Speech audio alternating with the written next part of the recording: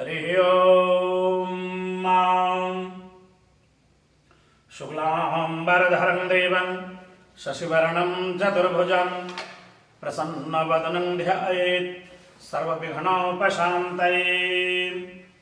ललाटपट्टे लिखिता विधात्रा षष्ठीदिने अक्षरमालिका च तां जन्मपात्रीं प्रकटीं विधत्ते दीपो यथा वास्तु धनान्धकारे।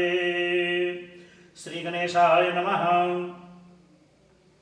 आपका जन्म 15/10/1964, जन्म टाइम 7:42 AM जोरहाट, और जन्म स्थान जोरहाट, आसाम।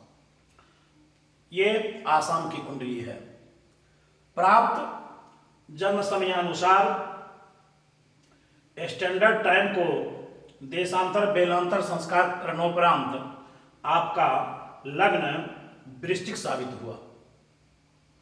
सबसे पहले हम ग्रह कुंडली के बारे में बृहत जानकारी प्राप्त कर लें कि आपकी ग्रह कुंडली की क्या स्थिति है। अतः आप वृश्चिक लग्न के जातक हैं और लग्न से द्वितीय स्थान में केतु है जो बकरी है। तृतीय स्थान में चंद्रमा 13 डिग्री पर है और केतु की स्थिति 2 डिग्री पर, बहुत कम, बहुत नॉर्मल। चौथे में शनि है जो 5 डिग्री पर है। कुंभ राशि में शनि स्वक्षेत्रीय भी होता है और सस नामक राजयोग की भी प्राप्ति होती है। ये बड़ा उत्तम योग है, बहुत उत्तम योग है, सस नामक राजयोग। और पंचम स्थान में कोई ग्रह नहीं है, मीन राशि में कोई ग्रह नहीं है। षष्ठ स्थान जो मेष राशि है इसमें भी कोई नहीं है। सप्तम स्थान में गुरु है ना। गुरु भी बकरी हैं और बकरी होकर सिर्फ 1 डिग्री नगण्य, कुछ नहीं कहा जा सकता। इस अष्टम स्थान में राहु की स्थिति है, राहु भी बकरी है जो 2 डिग्री पर। आप ये दृष्टिपात करें कि राहु और केतु दोनों 2 डिग्री पर विद्यमान हैं और ये दोनों ग्रह एक दूसरे से सप्तम स्थान में विद्यमान हुआ करते हैं। नवम स्थान में मंगल है जो 24 डिग्री पर विद्यमान है, कर्क राशिस्थ मंगल है। और दसम स्थान में शुक्र जो 17 डिग्री पर सिंह राशिस्थ। बात समझने का प्रयास करेंगे तो सारी बातें समझ में आ जाएगी। और सूर्य जो हैं सो 28 डिग्री पर, बुध हैं 27 डिग्री पर, लेकिन ये अस्त अवस्था में है, फिर भी स्वक्षेत्रीय हैं और संतोषजनक स्थिति है। हम सबसे पहले लग्न का जो फलादेश होता है, लग्न का राशि नाम उदयो लग्न। लग्न की क्या परिभाषा है? राशि नाम उदयो लग्न। जिस राशि का संक्रमण होता है वो प्रथम लग्न होता है। ठीक है। तो आपका जन्म 1964 में श्रवणा नक्षत्र के प्रथम चरण में जन्म हुआ। अतः इस दृष्टिकोण से आप मकर राशि के जातक हुए, मकर राशि के जातक। और वैश्य वर्ण हुए। चतुष्पद वश्य है और अंत्य युंजा। भूमि हंसक, बानर योनि, मेघ योनि वर, शनि राशि, देवगण और अंत्य नारी के आप जातक हैं। लग्न से संबंधित यदि हम विचार करें तो आप सूरवीर, अत्यंत विचारशील, निर्दोष, विद्या के आधिक्य से युक्त, लेकिन क्रोधी। गुस्सा बहुत ज्यादा आता होगा, इसलिए क्रोधी है। क्रोध पर नियंत्रण रखें। और बड़े बड़े लोगों से पूजित और गुणी के साथ साथ गुणज्ञ भी आप हैं। शास्त्रज्ञ, शत्रुनाशक, लेकिन कपटी, कभी कभी नास्तिकता भी आपके मन में आ जाती होगी, इसलिए पाखंडी भी कह सकते हैं। मिथ्यावादी, तमोगुणी, दूसरों के मन की बात जानने वाले, परनिंदक, कटु स्वभाव वाला तथा सेवा कर्म करने में आप कुशल होंगे। आपका शरीर ठिगना तथा स्थूल होगा, आंखें गोल होगी, छाती चौड़ी होगी और भाइयों से द्रोह करने वाले भी आप होंगे। कभी कभी दयाहीनता का भी परिचय आप देंगे, लेकिन ज्योतिषी तथा भिक्षावृत्ति कभी कभी प्रवृत्ति मन में आ जाएगी। जीवन की प्रथमावस्था में दुखी और मध्यमावस्था में सुखी, और आपका भाग्योदय 20 वर्ष से लेकर 24 वर्ष की अवस्था में ही भाग्योदय का समय लागू हो गया। यदि व्यक्तित्व की चर्चा प्रारंभ करें तो आप मेहनती, आप कर्मयोगी हैं, परिश्रमी, परिश्रम करके। कर्ण ने कहा कि दैवायत्तम कुले जन्म मदायत्तम तो पौरुषम। हे गुरुवर, ये देवताओं के अधीनस्थ है उच्च कुलोत्पन्न करना, लेकिन पौरुषता मेरे अधीनस्थ है। अतः ठीक इसी उदाहरण के आप प्रतीक हैं। आप मेहनती, सतर्क, कटुवक्ता, सेवाभावी और आत्मविश्वासी हैं। जीवन में बहुत कुछ आप किए, फिर भी इसके बावजूद भी फलदायी व्यवसाय से संबंधित चर्चा करना चाहें तो दवाएं, खनिज, जवाहरात, ज्योतिष, सर्जन, संगीत, सेना और अभियंता से संबंधित आपकी जीवन की फलावृत्ति अर्थात जीविकोपार्जन का मुख्य साधन प्रस्तुत है। रोग बीमारी से संबंधित यदि चर्चा करना चाहें तो आप किसी विशेष गुप्त रोग से पीड़ित रहते होंगे। और कष्टकारी वर्ष लग्न के आधार पर 2, 5, 10, 11, 12, 25, 36, 38, 44, 52 और 62वां वर्ष आपके लिए कष्टकारी एक मत से प्राप्त है। आपका जब जन्म हुआ उस समय उपसूतिका 3, मातृशिर उत्तर या दक्षिण, मातृकष्ट, वस्त्र साधारण, अल्प भोजन, प्रसव स्थान पश्चिम, विलंब से क्रंदन, छींक और स्वरूप रक्त गौरवर्ण, क्रोधी, मध्यम शरीर, चिन्ह युक्त, तीक्ष्ण बुद्धि, श्रेष्ठ पदाविलाधि, चतुर, नम्र और धार्मिक प्रवृत्ति की आप है।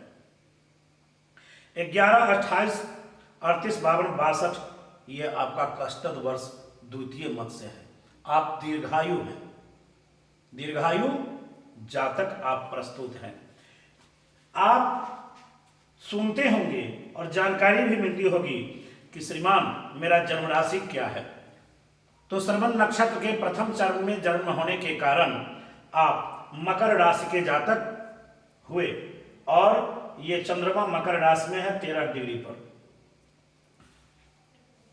संतोषजनक स्थिति है, 1 डिग्री ज्यादा है फिर भी संतोषजनक स्थिति है, मकर राशि के हैं। राशि के आधार पर यदि हम फलादेश करना चाहें तो ये जन्म राशि आपका है और इससे संबंधित आप जानकारी प्राप्त कर लें कि आप मध्यम वर्ण, चपल, तेज, कार्य साधक, धीर, दयालु, सत्यप्रिय, आलसी, रोगी, राजप्रिय, प्राप्त जीविका, विज्ञानवेत्ता, यांत्रिक, द्वेषी, घमंडी और पंडित भी हुआ करेंगे। आप जीवन के 1 से 5 वर्ष तक में उदर से संबंधित पीड़ा हुआ करेगी, अर्थात इस अवस्था में आपको उदर पीड़ा हुआ, उदर पीड़ा से ग्रसित आप होंगे। और 7वें वर्ष में जल भय का जो भी दिखाई देता है, 10वें वर्ष में पतन भय यानी गिरने का, 12-13 वर्ष घात वर्ष है। ऐसे 25, 27, 35, 36, 57, 61, 43, 51 वर्ष आपके लिए अच्छा नहीं है। फिर विभिन्न विद्वानों के मत मतांतर के दृष्टिकोण से 3, 10, 32, 33, 42, 51, 56 और 61वां वर्ष आपके लिए घात वर्ष है। लेकिन भाग्योदय से संबंधित यदि प्राप्त करना चाहे, जो भाग्योदय किस वर्ष में गोल्ड वर्ष आपका रहेगा, सुंदर, अच्छा और संतोषजनक, तो 22, 24, 28, 32, 40, 46, 53, 55 और 60वां वर्ष आपके लिए स्वर्णदायी वर्ष है। लाभकारी रंग की यदि चर्चा करें तो लाल, सफेद, पीला, गुलाबी आपके लिए माफिक होगा। महर्षि भृगु के अनुसार फलादेश से संबंधित आप चर्चा श्रवण करें। आपकी जन्म कुंडली में 11वें स्थान में सूर्य हैं और भृगु कह रहे हैं, भृगु का मत है कि 11वें लाभ भवन में अपने मित्र बुध की कन्या राशि पर स्थित सूर्य के प्रभाव से आपको अपने माता पिता के द्वारा श्रेष्ठ पद की प्राप्ति होगी, अर्थात लाभ होगा। राज्य द्वारा सम्मान एवं प्रतिष्ठा की प्राप्ति होगी तथा व्यवसाय के जीवन में भी विशेष लाभ एवं यश की प्राप्ति होगी। यहाँ से सूर्य यानी अपने स्थान से यहाँ से सूर्य अपनी 7वीं मित्र देश से गुरु की मीन राशि में पंचम भाव को देखता है ना। अब 7वीं दृष्टि आप पश्चिम सप्तमं सर्वे शनिजीव पूजा पुनः 1, 2, 3, 4, 5, 6 और 7 ये सप्तम दृष्टि गुरु की मीन राशि पर सूर्य की संपूर्ण दृष्टि पड़ रही है, जो पंचम भाव है, विद्या बुद्धि संतान का भाव है। अतः आपको संतान की शक्ति प्राप्ति होगी तथा विद्या एवं बुद्धि में भी वृद्धि होगी। खास करके ऐसा देखा गया है कि ऐसे जातक शासन करने वाले तेजस्वी, तेज स्वभाव का, स्वाभिमानी, यशस्वी तथा प्रतिष्ठित हुआ करते हैं। इसके लिए पुनः आप ध्यान आकृष्ट करें कि बहुतर धन भागी चाय संस्थे दिने से नरपति गृह से भी भोगहीनो गुणज्ञ कृषतनु धन जोक्ता कामिनी चित्तहारी भवति चपल मूर्ति जाति वर्ग प्रमोदी। अन्य विद्वान का जो मत है, एकादश स्थान में यदि सूर्य रहें, एकादश स्थान लाभ आय का होता है। एकादश स्थान में सूर्य की स्थिति हो तो जातक धनवान, राजा का सेवक, लेकिन भोगहीन, गुणग्राही, कृषदेह तनुधारी यानी दुबले पतले शरीर वाला, कृषदेह तनुधारी, धनयुक्त, स्त्रियों का प्रिय, चंचल और अपनी जातियों में प्रेम रखने वाला होता है। तो ये आपका एकादश स्थान में वृश्चिक लग्न से संबंधित एकादश स्थान में सूर्य की क्या स्थिति है, इससे संबंधित आपने फल श्रवण किया। और 1, 2, 3 तीसरे स्थान में चंद्रमा की स्थिति है। यदि तृतीय स्थान में चंद्रमा हो तो इसका क्या फल होता है, आप श्रवण करें। ससनी सहज सांस्थे पाप गेहे च नित्यम न भवति बहुभाषी भर्तृहर्तारि मूर्ति भवति च सुख भोगी सौम्य गे रात्रिनाथे सकल धन निधानम शास्त्र काव्य प्रमोदी। मकर राशिस्थ चंद्रमा और पापग्रह से रहित होने के कारण आप न बहुत बोलने वाले होंगे और न बहुत कम, भाइयों से शत्रुता करने वाले भी दर्शाता है। आप तीसरे भाई बहन एवं पराक्रम के अपने शत्रु शनि की मकर राशि पर स्थित चंद्रमा के प्रभाव से आपको पराक्रम में वृद्धि होगी तथा भाई बहन के सुख में कुछ कमी रहेगी। प्रायः ऐसा देखा गया है कि ऐसे जातक की मानसिक शक्ति अत्यंत प्रबल होती है। और यहाँ से चंद्रमा की सप्तम दृष्टि 1, 2, 3, 4, 5, 6, 7 यानी मंगल पर, यहाँ से चंद्रमा अपनी 7वीं शत्रु दृष्टि से कर्क राशि में नवम भाव को देखता है और नवम भाव भाग्य स्थान होता है।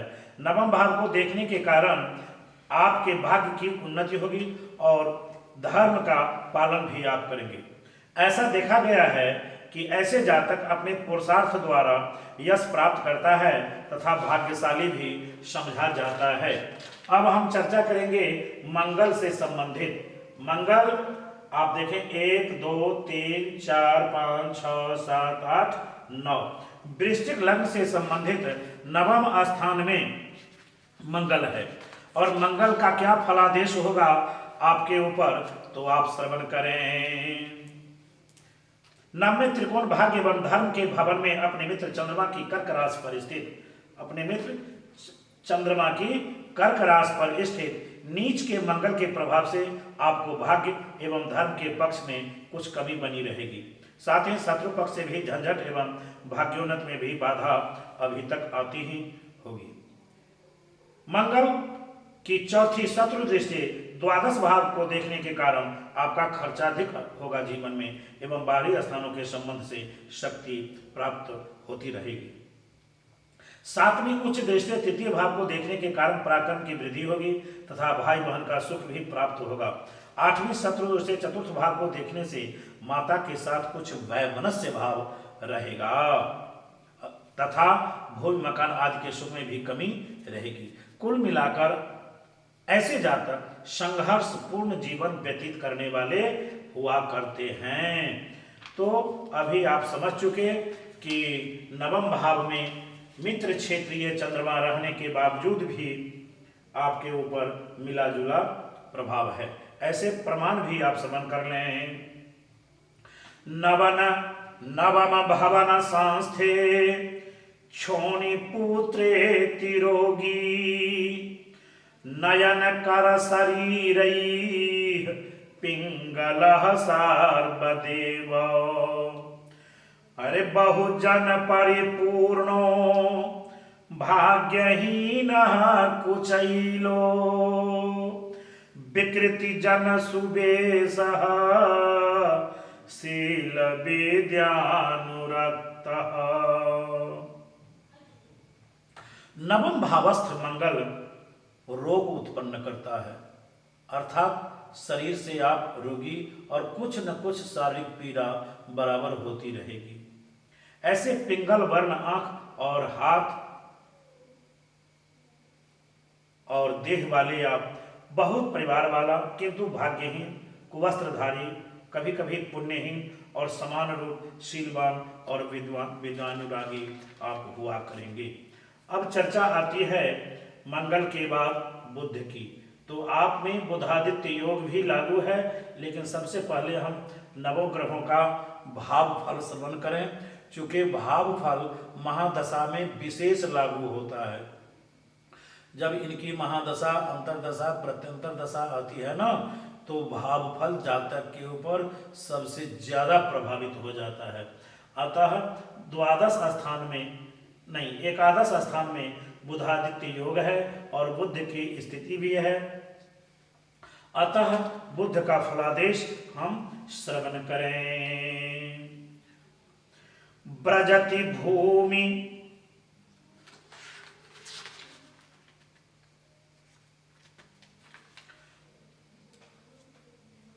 श्रुतिमतिर निज वंशहितः श्रुतमतिर निज वंशहितः कृशो बहुधन प्रमादा जन्नवल्लभः रुचिर नील वपुः शुभलोचनो भवति चाय गते शशिजे नरः। पुनः श्रवण कर लें। श्रुतमतिर निज वंशहितः कृशो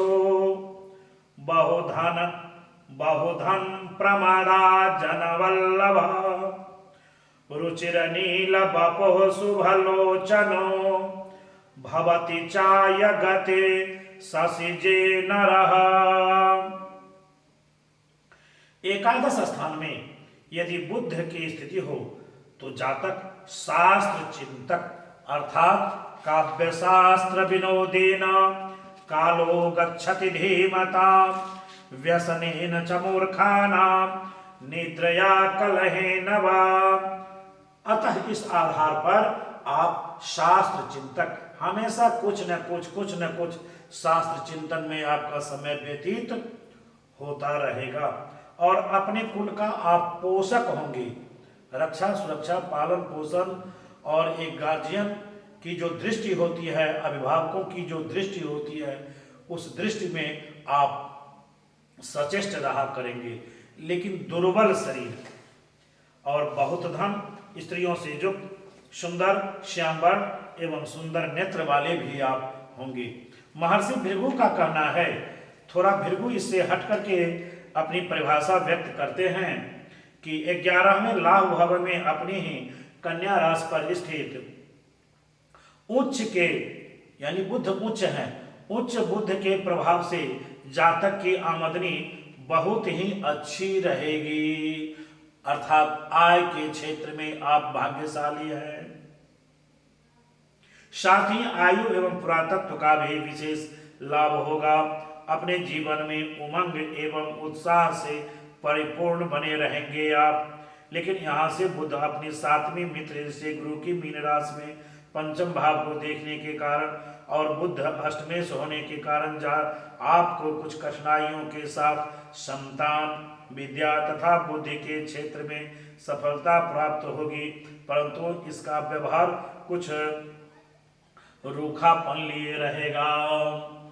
तो अब आप समझ गए कि एकादश स्थान में बुध की स्थिति रहने से क्या फल घटता है। अब हम बृहस्पति से संबंधित चर्चा करेंगे। तो वृश्चिक लग्न के जातक आप हैं और सप्तम स्थान में गुरु हैं। सप्तम स्थान में यदि गुरु हो तो इसका क्या फल है। तो महर्षि भृगु कह रहे हैं कि 7वें केंद्र स्थित तथा व्यवसाय के भवन में अपने शत्रु शुक्र की वृष राशि पर स्थित, यहाँ गुरु और शुक्र में शत्रुता रहती है और वृष राशि जो है सो वृष राशि के स्वामी शुक्र है और शुक्र के घर में बृहस्पति हैं, अर्थात शत्रु क्षेत्रीय बृहस्पति हैं। तो वृष राशि पर स्थित गुरु के प्रभाव से आपको कुछ मतभेदों के साथ स्त्री का श्रेष्ठ सुख प्राप्त होगा एवं बुद्धि योग से व्यवसाय में भी लाभ होगा। साथ ही विद्या बुद्धि एवं संतान के पक्ष में भी सफलता मिलेगी। लेकिन यहाँ से गुरु अपनी 5वें मित्र देश से एकादश भाव को देखता है, अतः आपकी आमदनी अच्छी रहेगी। 7वीं मित्र दृष्टि प्रथम भाव को देखने के कारण शारीरिक सौंदर्य एवं प्रभाव की भी प्राप्ति होगी तथा 9वीं नीच दृष्टि तृतीय भाव को देखने से भाई बहन के सुख में कुछ कमी आएगी तथा पुरुषार्थ में भी कमी का अनुभव होगा।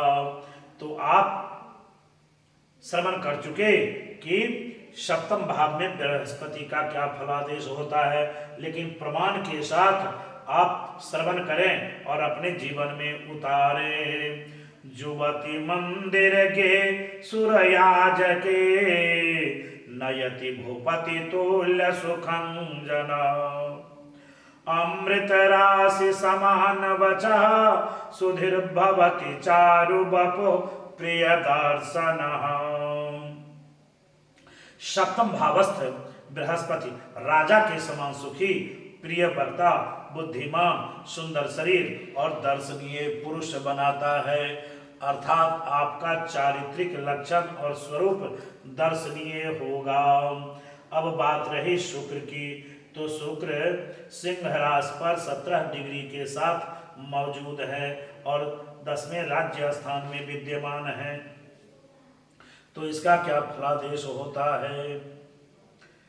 10म मंदिर के भृगु वंशजे बधिर बंधु जुतः सच भोगवान वनगतोऽपि च राज्य फलं लभेत् समर सुंदर बे ससमान्वितः। 10म भाव में शुक्र की स्थिति यदि मौजूद हो तो जातक की कर्ण की शक्ति कुछ कमी रहती है, अर्थात कभी कभी बहरापन भी कि जातक आप होंगे और स्वयं भोगी एवं जंगल में भी मंगल के साथ समान बिताएंगे। राजा के समान आप सुखी, देवता के समान सुंदर शरीर वाले आप होंगे। लेकिन महर्षि भृगु जो हैं, भृगु इससे थोड़ा हट करके परिभाषा व्यक्त करते हैं। कहते हैं कि 10वें राज्य तथा पिता के भवन में अपने शत्रु सूर्य की सिंह राशि पर स्थित व्यय शुक्र के प्रभाव से जातक को पिता, राज्य एवं व्यवसाय के क्षेत्र में कुछ कठिनाइयों एवं कमियों के साथ सफलता प्राप्त होगी। इसी प्रकार स्त्री तथा गृहस्थी के सुख में भी कुछ कमी के साथ सफलता प्राप्त होगी। यहाँ से शुक्र अपनी 7वीं मित्र दृष्टि से शनि की कुंभ राशि में चतुर्थ भाव को देखता है, अतः जातक को माता का सुख सहयोग प्राप्त होगा तथा भूमि एवं मकान आदि का भी सुख प्राप्त होगा। अब हम श्रवण करेंगे 1, 2, 3, 4 चतुर्थ स्थान में जो ससराज योग मौजूद है और 5 डिग्री पर शनि विद्यमान है अपने घर कुंभ राशि में ना, चतुर्थ भाव में। तो चतुर्थ भाव का क्या फलादेश होता है आप श्रवण करें और जीवन में लागू भी करें। अरे बंधु स्थितो भानुसुतो नरानाम करोतु बंधोर निधनं चरोगी। स्त्री पुत्र भृत्येन बिना कृतश्च ग्रामांतरे चा सुखदः सबक्री। बंधुस्थितो भानुसुतो नरानां करोति बंधोर निधनं चरोगी। स्त्री पुत्र भृत्ये न बिना कृताश्च ग्रामांतरे चा सुखदः सबक्री। चतुर्थ भाव में शनि की स्थिति होने से जातक बंधु, स्त्री, पुत्र और नौकरों से कभी कभी असंतुष्ट रहा करेंगे एवं रोगी होंगे। और शनि जो है सो बकरी अवस्था में भी विद्यमान है और बकरी होने के कारण आप अपने जन्म स्थान से अन्यत्र निवास करने वाले भी होंगे। ये शनि चतुर्थ भावस्थ फलादेश हम श्रवण कर चुके। लेकिन महर्षि भृगु का कहना है कि चौथे केंद्र एवं माता भूमि के भवन में अपने ही कुंभ राशि पर स्थित स्वक्षेत्रीय शनि के प्रभाव से जातक को माता का सुख विशेष रूप से मिलेगा। साथ ही भूमि, मकान आदि का भी श्रेष्ठ सुख प्राप्त होगा और भाई, बहन एवं पराक्रम की भी वृद्धि होगी। यहाँ से शनि तीसरी नीच दृष्टि से षष्ठ भाव को देखने के कारण आपको शत्रु पक्ष से अशांति बनी रहेगी और 7वीं शत्रु दृष्टि से 10म भाव को देखने के कारण पिता से मतभेद रहेगा तथा राज्य एवं व्यवसाय के क्षेत्र में भी अधिक सफलता नहीं मिल पाएगी। 10वीं शत्रु दृष्टि से प्रथम भाव को देखने के कारण शारीरिक सौंदर्य में भी कुछ कमी रहेगी तथा अधिक परिश्रमी करने वाले आप जातक होंगे।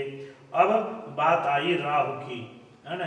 राहु भी बकरी अवस्था में है 2 डिग्री पर और कहाँ है? अष्टम स्थान में। अष्टम स्थान में यदि एक तो सबसे पहले जब हम मार्केश का विचार करेंगे तो अष्टम और सप्तम स्थान में कोई भी ग्रह मारक और मार्केशी होता है। महर्षि भृगु कह रहे हैं कि 8वें आयु एवं पुरातत्व के भवन में अपने मित्र मिथुन की राशि पर स्थित उच्च राहु के प्रभाव से जातक की आयु में वृद्धि होगी और उसे पुरातत्व का लाभ भी प्राप्त होगा। ऐसे व्यक्ति का जीवन उमंग और उत्साह के साथ पूर्ण बना रहता है, उत्साह के साथ समय व्यतीत करता है। यह बड़ी शान शौकत से जिंदगी बिताता है, परंतु कभी कभी उसे हानि का भी जोग सहना पड़ता है, हानि का भी जोग दिखाई देता है। लेकिन पेट में विकार भी महसूस होती है, उदर पीड़ा से परेशान रहता है। ऐसा देखा गया है कि ऐसे जातक यशस्वी और प्रसिद्ध प्रायः ऐसा देखा गया है कि ऐसे जातक यशस्वी तथा प्रसिद्धि प्राप्त करने वाले हुआ करते हैं। इसका प्रमाण भी आप ग्रहण कर ले। राहु सदा चाष्टम मंदिरस्थो, देखें आप अष्टम स्थान में राहु है। राहु सदा चाष्टम मंदिरस्थो रोगान्वितं पापरतं प्रगल्भम् चौरं कृशंका पुरुषं धनाढ्यं मायामतीतं पुरुषं करोति। सज्जनों, कभी भी शास्त्र से अलग हटकर कोई फलादेश हम नहीं करते। हमेशा एक एक शास्त्रम शासनम, शासनेन अनुशासनम और अनुशासनेन प्रशासनम इति निगद्यते। शास्त्र से बहिर्भूत चर्चा बहुत दोषकारक होता है, इसलिए जब कभी भी कहते हैं तो शास्त्र सम्मत भी चर्चा चलाते हैं। अभी आपने श्रवण किया कि अष्टम भाव में राहु की स्थिति होने से मनुष्य रोगी, पापी, ढीठ, चोर, दुर्बल, कायर, धनी और माया जाल में पारंगत होता है। अब हम वृश्चिक लग्न से संबंधित द्वितीय भाव में केतु मौजूद हैं और केतु यदि द्वितीय भाव में हो तो इसका क्या फलादेश होता है, आप अपने जीवन पर उतारें। धाने केतुरव्यग्रता किं नरेशात्, यहाँ देखें द्वितीय भाव में लग्न की एक गणना होती है और ये है तनु भाव और दूसरे धन भाव में केतु हैं। धाने केतुरव्यग्रता किं नरेशात् भवे धान्य नाशो मुखे रोग कृच्चा कुटुंबाद विरोधो वचः सत्कृतं वा भवेत् स्वे गृहे सौम्य गेति सौख्यम। महर्षि का कहना है कि धन भावस्थ यदि केतु हो तो जातक को कोई व्यग्रता नहीं रहती। किंग नरेश यानी अविचारी राजा द्वारा धान्य का नाश, मुख में रोग, कुटुंब से विरोध, ये हुआ करते हैं। चूंकि शुभ यहां देखें कि वृश्चिक के बाद धनु है और शुभग्रह की राशि में मौजूद हैं, इसलिए आप सुखी पूर्ण जीवन व्यतीत करने वाले होंगे, क्योंकि दूसरे धन एवं कुटुंब के भवन में अपने शत्रु गुरु की धनु राशि पर स्थित उच्च केतु के प्रभाव से आपको धन की प्राप्ति के लिए विशेष परिश्रम करना पड़ता है, परंतु कभी कभी इसे आकस्मिक रूप से भी धन का लाभ हो जाता है। ऐसा जातक अपनी प्रतिष्ठा को बचाए रखने के लिए विशेष प्रयत्नशील रहता है और उसके कौटुंबिक सुख में भी कुछ न कुछ कमी बनी रहती है। तो अब आप श्रवण कर चुके कि नवग्रहों का फलादेश क्या होता है। अब एक बात और समझ लें कि बुधादित्य, आदित्य का अर्थ होता है सूर्य, सूर्य शब्द का पर्यायवाची ही है आदित्य, और बुध इनके साथ है जो कन्या राशि पर मौजूद हैं। 28 डिग्री के साथ सूर्य और 27 डिग्री के साथ बुध मौजूद हैं। अतः बुधादित्य योग होने के कारण जातक के ऊपर क्या क्या प्रभाव डालेगा, कौन कौन गुण व दोष से ग्रसित होंगे, इसके लिए महर्षि का कहना है कि बुधादित्य योग में उत्पन्न जातक श्रेष्ठ, बुद्धिमान, विद्वान, यशस्वी, राज्य द्वारा सम्मान प्राप्त, स्थिर धन वाला, सेवा कर्म करने में पटु, प्रियवादी, मंत्री तथा राजा की सेवा द्वारा धन कमाने वाला, वेदज्ञ, गीति वाद्य तथा काव्य आदि कलाओं में कुशल होता है। तो ये आपका बुधादित्य योग का फल लागू हुआ। आप ऐसे जानकारी करें कि आपके लिए जीवन में रवि और चंद्रमा शुभ देने वाले होंगे। कभी भी किसी भी महादशा के अंतरदशा में या जब इनकी महादशा आएगी तो आपके ऊपर शुभ फलादेश व्यक्त करेंगे। और दोनों का संबंध भी उत्तम राजयोग कारक भी है। बृहस्पति और बुध के एकत्रित नहीं होने के कारण आप ध्यान दें कि खास करके ये मारक आप देख रहे हैं ना, ये शुक्र जो है सो प्रबल मारक है। जब इनकी महादशा या अंतरदशा या प्रत्यंतर सूक्ष्मांतर प्रामदशा उपदशा जब कभी भी जीवन में आएगी, चाहे जितने ही दिनों के लिए, मासों के लिए, वर्षों के लिए, ये दशा आपके लिए शुभकारक अनुकूल नहीं होगा, ये प्रतिकूल रहेंगे। अतः शुक्र से संबंधित आप हमेशा इनका उपचार करते रहेंगे, चाहे रत्न धारण करें अथवा इनकी शांति करें। वैसे सबसे बड़ी बात समझ लें कि रत्न भी धारण करना आपके लिए बहुत विशेष उपयोगी नहीं है, क्योंकि राहु और केतु उच्च हैं, बुध भी हैं, लेकिन मंगल नीचस्थ रहे। शुक्र मंगल का रत्न धारण नहीं करना आपके लिए श्रेष्ठकर होगा। आपका जन्म चंद्रमा की महादशा में हुआ और हम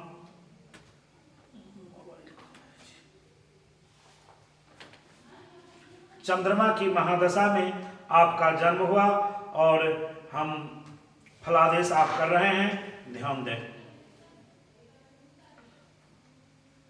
आपका जन्म है 15/10/1964, 15/10/1964 आपका जन्म वर्ष है।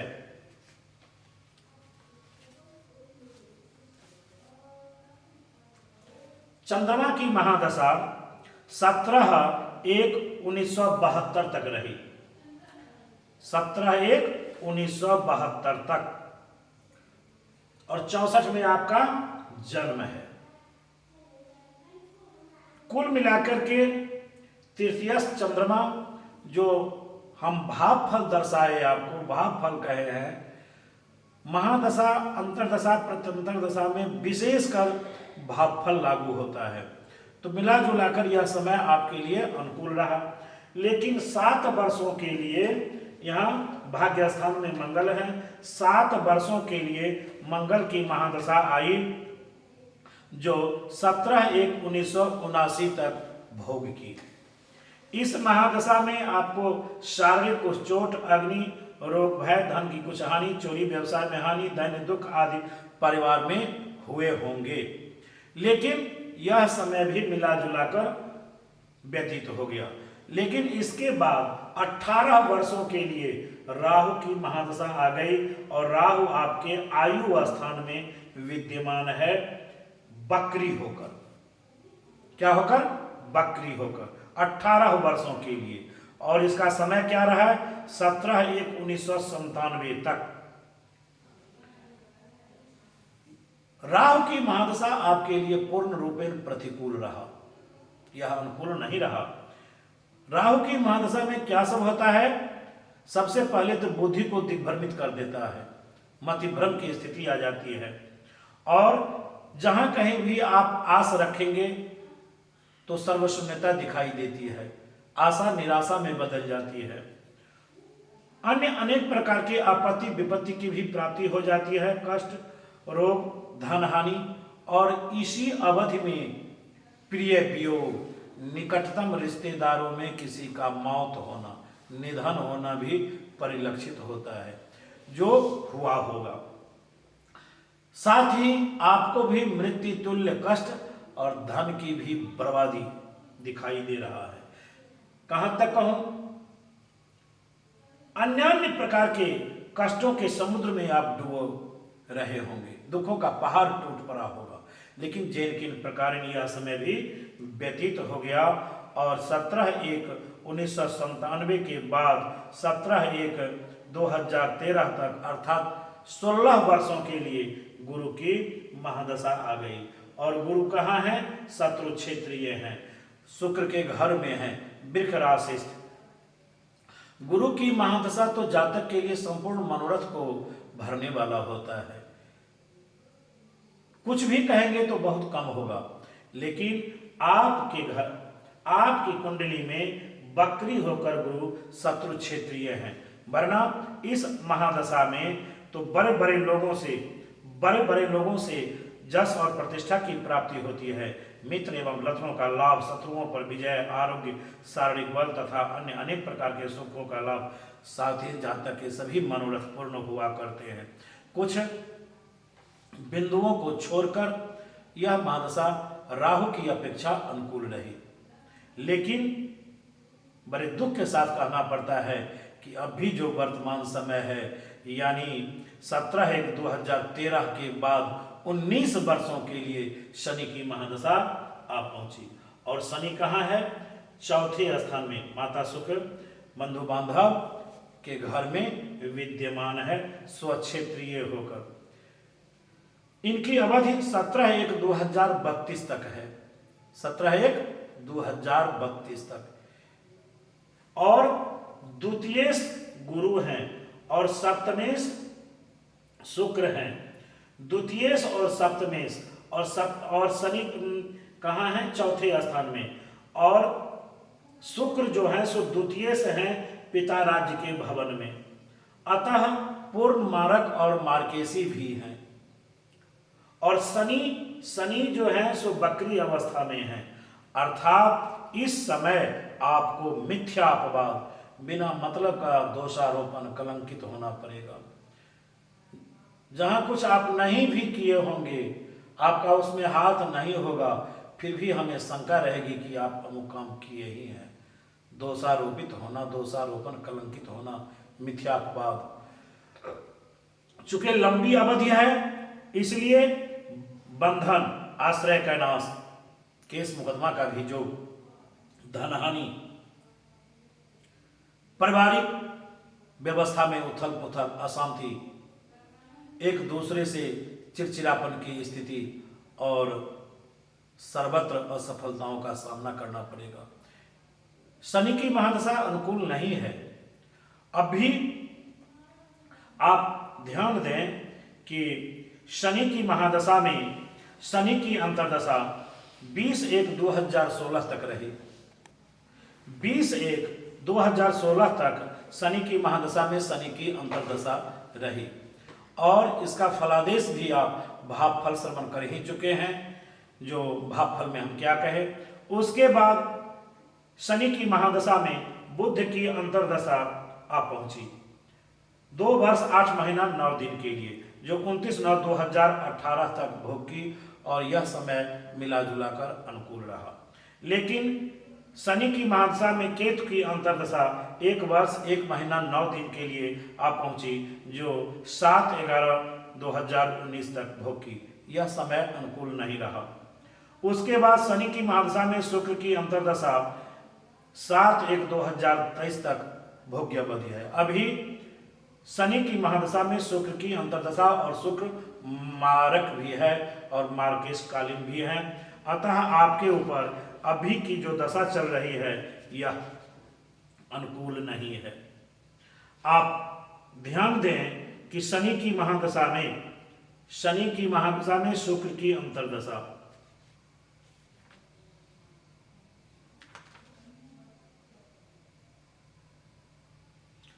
सबसे पहले तो आपको अपने भाई बंधु तथा मित्रों से स्नेह की प्राप्ति, पत्नी से प्रेम, वात्सल्य, सुख, सौभाग्य, धन, विजय आदि की भी प्राप्ति होगी, ऐश्वर्यों की भी प्राप्ति होगी। लेकिन इसके साथ मारक और मार्केश कालीन समय भी विद्यमान है, अतः आप पूर्ण रूप में सचेत रखें। ठीक इसी प्रकार शनि की महादशा में सूर्य की अंतर्दशा 20/12/2023 तक, और ये सूर्य की अंतर्दशा आपके लिए अनुकूल नहीं है। इसमें स्त्री, पुत्र तथा धन की हानि होगी और आप पर प्राण पहिए संकट बना रहेगा। आपको अनेक प्रकार के शारीरिक एवं मानसिक कष्टों एवं अशांतियों का सामना करना पड़ेगा। इसके बाद चंद्रमा की अंतर्दशा है, जो 20/7/2025 तक चंद्रमा की अंतर्दशा। इसमें मृत्यु, तुल्य कष्ट, पारिवारिक वियोग, भाइयों से विरोध, दुख आदि प्राप्त होंगे। क्रोध, बात रोग, उद्वेग, चिंता आदि का भी शिकार होना पड़ेगा। उसके बाद 29/8/2026 तक शनि की महादशा में मंगल की अंतर्दशा है। इसमें आपको अपने स्थान को त्यागना पड़ेगा और आप अनेक प्रकार की चिंताओं एवं रोगों से ग्रसित हो जाएंगे, दुखों का सामना करना पड़ेगा। साथ ही शारीरिक, मानसिक एवं आर्थिक कष्टों का भी मुकाबला करनी होगी। लेकिन इसके बाद शनि की महादशा में राहु की अंतर्दशा जो 4/7/2029 तक विद्यमान है। इस समय आपको शरीर में वात पीड़ा, ज्वर, अवसाद आदि का विकार उत्पन्न होना, शत्रुओं से पराजित होना, धन का नाश तथा अन्य अनेक प्रकार के पतन के गड्ढों में गिरने का भी परिलक्षण दिखाई देता है। इसके बाद शनि की महादशा में गुरु की अंतर्दशा 17/1/2032 तक। कुल मिलाकर आप इस अवधि में ब्राह्मण तथा देवताओं की सेवा करने वाले, स्थान भृत्य गुण एवं अनेक प्रकार के सुख प्राप्त करने वाले तथा यशस्वी जीवन व्यतीत करने वाले आप होंगे। ठीक इसी प्रकार आपका जन्म कुंडली का मुख्य फलादेश है। जय श्री गणेश, जय जनार्दन।